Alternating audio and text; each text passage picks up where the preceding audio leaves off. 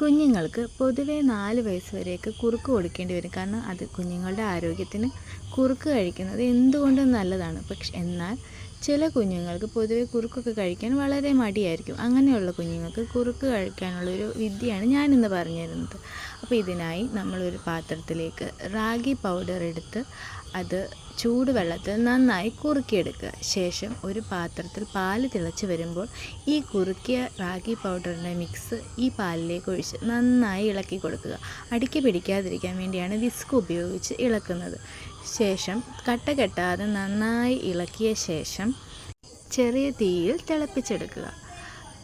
എന്നിട്ട് ഇതിലേക്ക് ബാക്കി ഇരിക്കുന്ന മിശ്രിതം കൂടി ചേർത്ത് കൊടുക്കുക. അപ്പോൾ ഒന്നിച്ച് നമ്മൾ ആ ഒരു മിക്സ് ഒഴിച്ച് ഇളക്കുമ്പോൾ ചിലപ്പോൾ കട്ട കെട്ടാൻ സാധ്യതയുണ്ട്. അതുകൊണ്ട് തന്നെ അല്പമായി മിക്സ് ചേർത്ത് വിസ്ക് ഉപയോഗിച്ച് നന്നായി ഇളക്കി കൊടുക്കുക.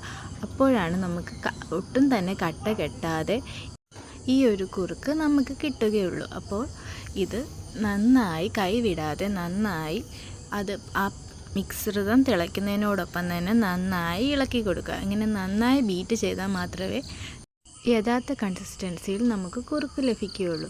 ശേഷം ഈ ഒരു കൺസിസ്റ്റൻസിയിൽ തന്നെ നമുക്ക് ഈ കുറുക്കിനെ ഒരു തണുത്ത വെള്ളത്തിലേക്ക് ഇറക്കി വെക്കാം. കാരണം പെട്ടെന്ന് തണുത്ത് കിട്ടാൻ ഇത് നല്ലൊരു ടിപ്പാണ്.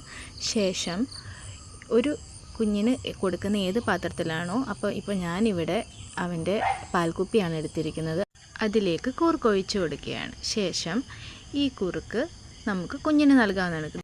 ഇതാകുമ്പോൾ നമ്മുടെ സഹായം പോലും ഇല്ലാതെ അവരത് കുടിച്ചോളും.